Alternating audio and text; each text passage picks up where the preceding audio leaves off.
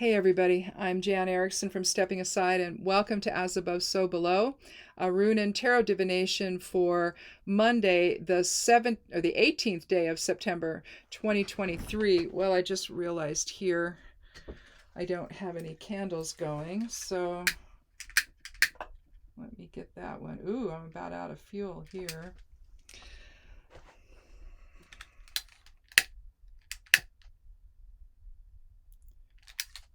It's a good thing I bought another one of these because I'm running out of the fuel in my candle lighter.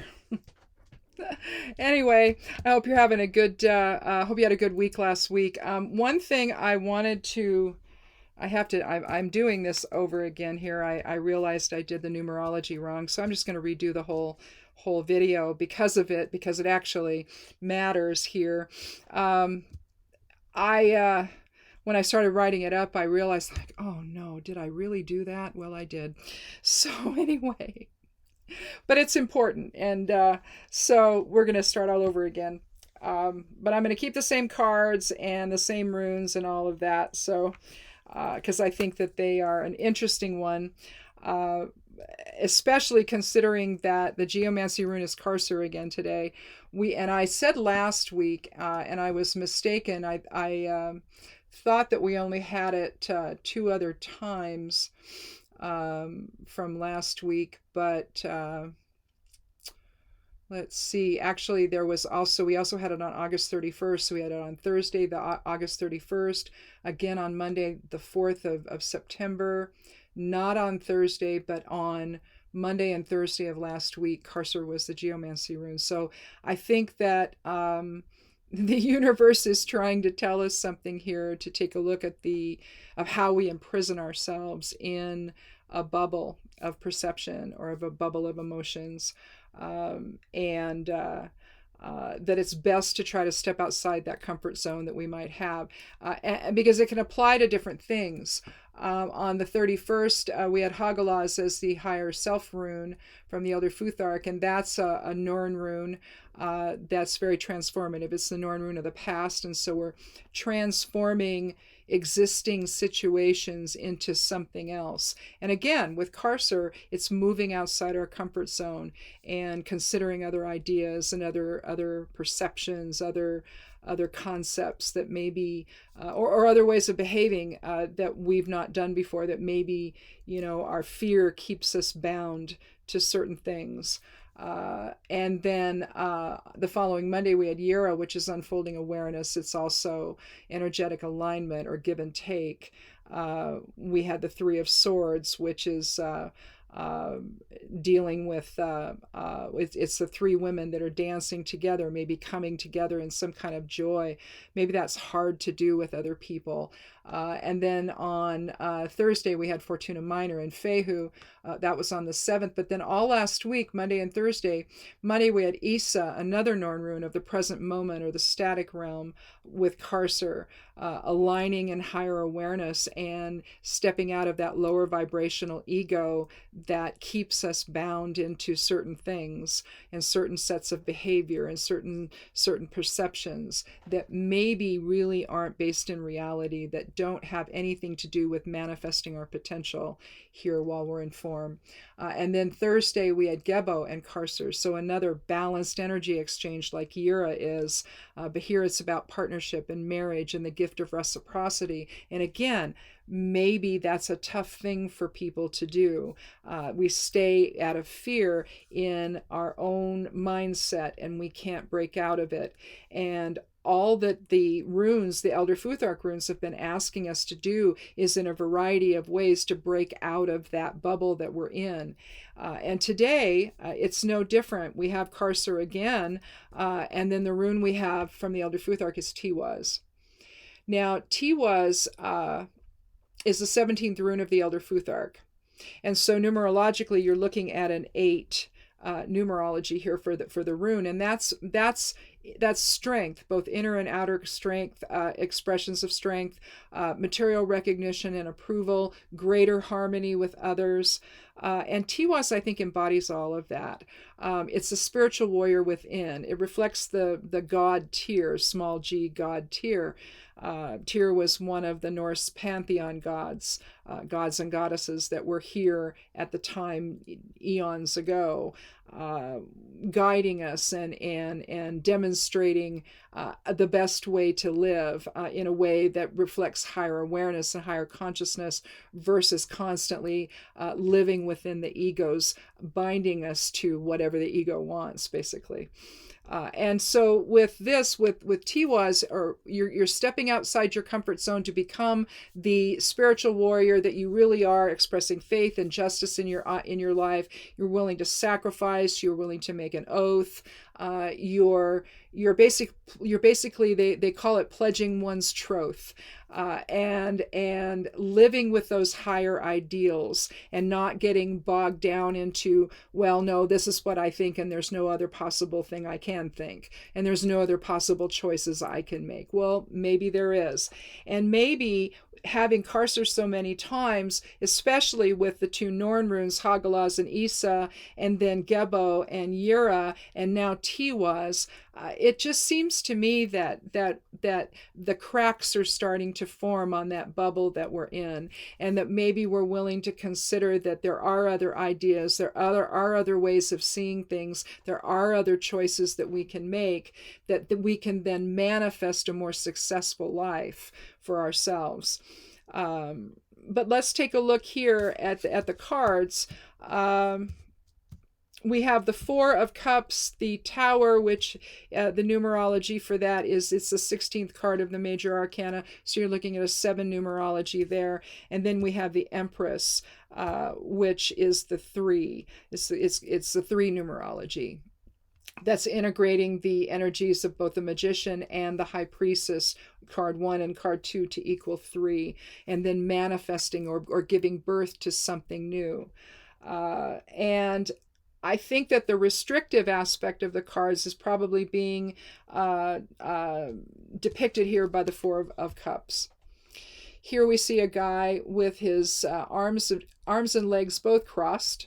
There's an oak tree behind him, and I've always read this as sitting with his back against the tree, but he's upright, and you can see he's kind of sitting away from the tree. So I think he's not only not seeing what's being offered emotionally, with the hand reaching out from the cloud here, with offering a cup here, and the 3 cups of his own emotional stability and strength in front of him. He can't see any of it. So whatever inner strength he could come up with, he's just so caught up in his own mindset or his own set of emotions, maybe his own Karser experience, if you will, that he can't see what's being offered. He can't see what he has, and he can't draw strength from the inner oak within, basically. And when I did the numerology, when I did this reading first, I forgot to include the 4 in the numerology. So I came up with a 9. But then when I double checked my math, by using my little calculator app, and I'm like, oh no. But this gives us actually a better overall numerology. I was able to do it both. And I think I'm going to try to do that from now on too. And if I can, especially if a master number appears in it, depending on how you add these numbers together, if you don't reduce them, you come to an overall numerology of 4 for the reading. If you do reduce them and then do your addition, you come to a 22, which is the cosmic builder. It's a master number. And so it's profound soul level change, if you will, or manifestation. Truly, what can you give birth to with the Empress? If you look at the higher vibrational numerology, then we're looking at a 22, which I think is the 9 was great. It brought us to an end of something. It just didn't incorporate this guy in it. So anyway, that's why I'm redoing this, because I think it matters. I think it dovetails even better than the 9 numerology I initially thought it was, So anyway, now that we've decided that this guy can't really see what's being offered or what he already possesses, the inner emotional strength. Now we need a little bit of Hagalah's energy here that we had on the 31st of August with that rune. And we have the tower. Here we see the lightning bolt come in and blow the top off the tower, blows the lid off everything. And enter in, but the other thing that happens is the light comes in, right? Awakening, enlightenment, transformation. We see smoke and fire coming from the tower itself. It sits on a little bit of a peak here, and we see two people falling out. We don't know that they die. There could be likely a moat down below that's deep enough that they just land in the water. So we're not going to say anything negative happened to them here. But the tower is really about disruption and change that is truly catalytic. And with the overall numerology of 22, that's a truly catalytic type of a master number here to influence this change of letting go of the carcer within that holds us back, and then manifesting the spiritual warrior within. It's a wonderful transition. It's literally transmuting ego into spirit, which is another. It's really what we need to do at all of the time. But this transformation is positive, and it's letting go again of perceptions and emotions that are no longer serving us, that are holding us in this bubble of identity that we cling to out of fear, instead of letting the light in and not being afraid of that. The ego wants you to be afraid of that. The ego wants you to be afraid of the truth and of what's real, and it wants you to ignore higher consciousness. But it's what you are. You're not the ego. You're the higher consciousness that should be driving this whole experience. But instead, all too often, we get very reactive about what we see happening, about what we cause to happen at times. And all of this, then, if we stay in that reactive mode, the ego is what takes over. And we can't see things from a higher perspective. The tower would suggest that now's the time to transform. And even though this is card 16, which gives us a 7 numerology, we're talking about letting things settle out like we would with scales. The number 7 reminds me of the scales, and it's getting higher up, letting higher awareness guide your perceptions as you see everything settle out, and you can then see the truth of things. And from there, you make your decision, right, about what you're going to do. And in this case, after you let go of emotions that aren't serving you any longer, and you allow that transformation to take place, the Tiwa's energy to blow things up, if you will, and to stand in your own higher consciousness power that the Master 22 energy gives you here today, to let go of the carcer within, we can then move on to the Empress and give birth to a new creation for ourselves. We see the Empress. It's hard to see her, but she's actually pregnant. She's sitting on a reclining type of a throne there. Abundance all around her. We see the shield there, a heart-shaped shield with the glyph for Venus on it. The green center again indicates abundance and growth. We see the wheat growing here at her feet, and all of the greenery around her. We also see a little creek that runs by, nourishing the waters of spirit, nourishing her whole creation. 3 is an interesting number. It's about communication, but it's also about integration. And it's about integrating the soul into everything you do, and the soul's awareness into everything you do, everything you think, the choices you make, seeing things from a higher perspective. I talk about that a lot here. I think that the real dichotomy is not the masculine and feminine presence within, or the projective versus receptive presence within. To me, the real balance that we need to strike is allowing soul to govern the ego, and to have it more heavily weighted there. And to have that pressure downward into form where it's not just the soul invoking itself into the body, but that it's the soul commanding what needs to happen within that life. The soul knows what the theme is, and so it can populate things in a way that and our experiences in a way that gives us the both sides of the equation, without having to become so caught up in the negative side of things or the ego side of things that we can't see the forest for the trees. All we see is that. And that, I think, is what creates that Carcer experience that we've been kind of dealing with here since the 31st of August. So for several weeks now, we've been exploring this idea of how do you let go and let the light into that bubble so that it gives you a chance to see things from a different perspective and to feel things from a different emotional perspective. Because the two, balancing head and heart, that's kind of what we have to do here.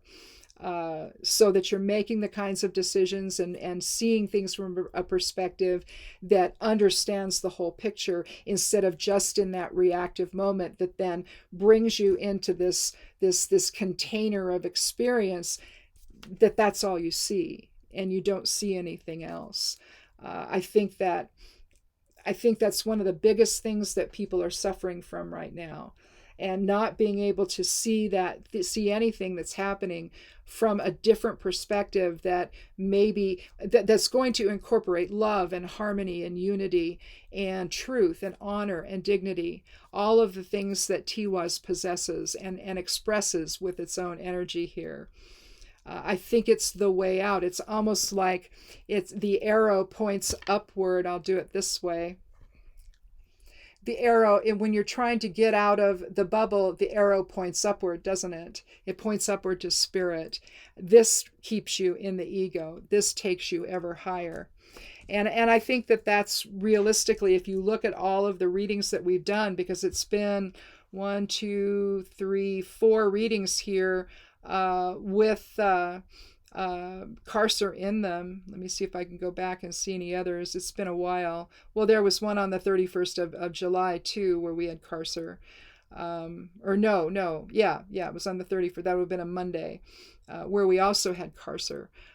So we've been exploring it off and on periodically, but then this latest little spate of it, I don't know. I really think it means something, and I think it means that we really have to explore, are we seeing our experiences from the standpoint of ego or from higher consciousness? And Tiwaz would suggest that that's the higher consciousness side of things is where we need to be. Again, it helps us to embrace the unity of experience here. The higher consciousness, we're all part of that. We're all one there. And so one in the creator, basically. It's only when we come here and in other places we go where we see the separation that really is an illusion. And so to have a situation now where it seems like we've got one side pitted against another, that's a false narrative, and it shouldn't be happening.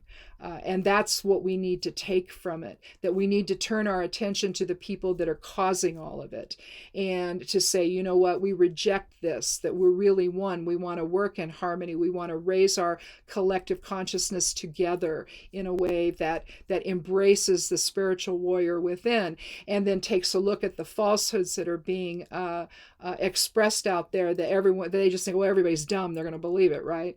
Well, no, we're not. We're not. None of us are. Even people that think that this is the thing they should believe, they've been persuaded in a way by people with their own agenda that don't have these other people's best interests at heart. And that's the truth we need to understand, that when they pit us against one another, that's a false narrative that only serves those people. It does not serve the rest of us at all. And we need to access that inner spiritual warrior within to then say no more.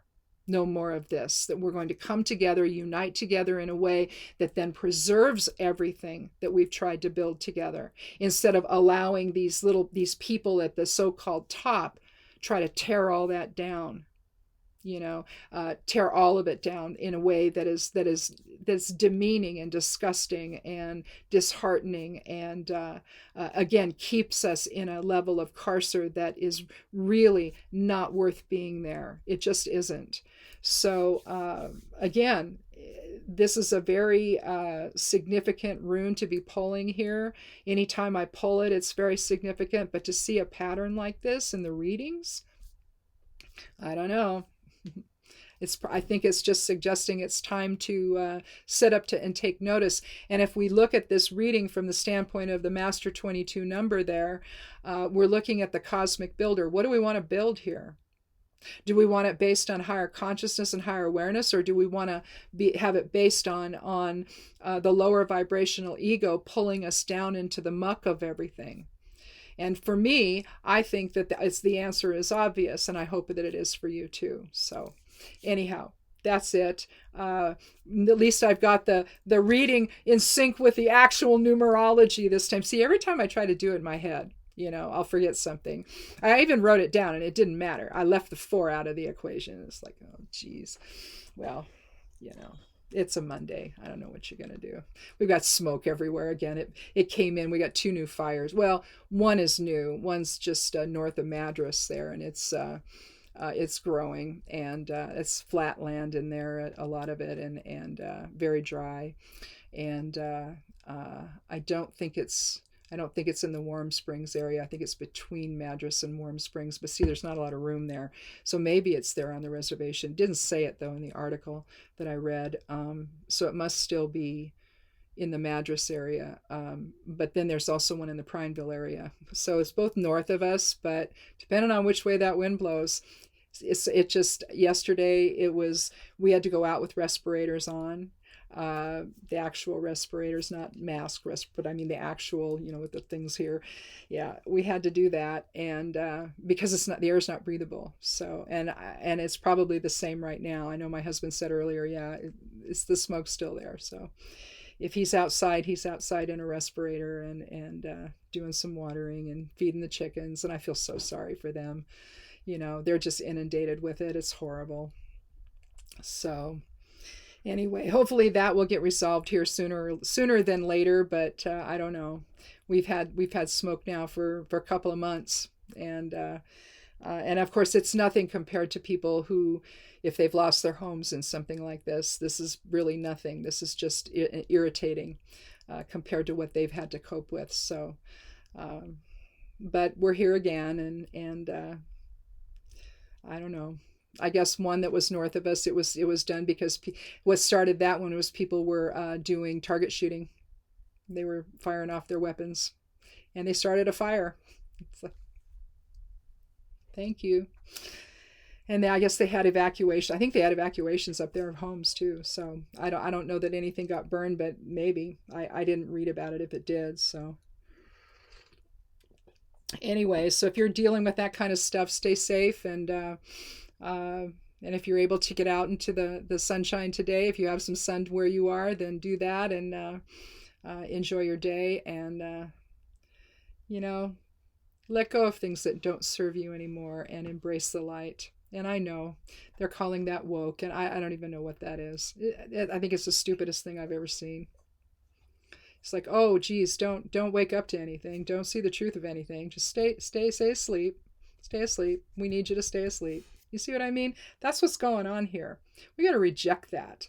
We got to reject that and wake up, see the truth for what it is.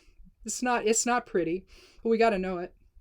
Otherwise, how do we then manifest something really phenomenal for the future? So anyway, thanks for watching. I hope you'll click subscribe and come back for another edition of As Above, So Below on Thursday.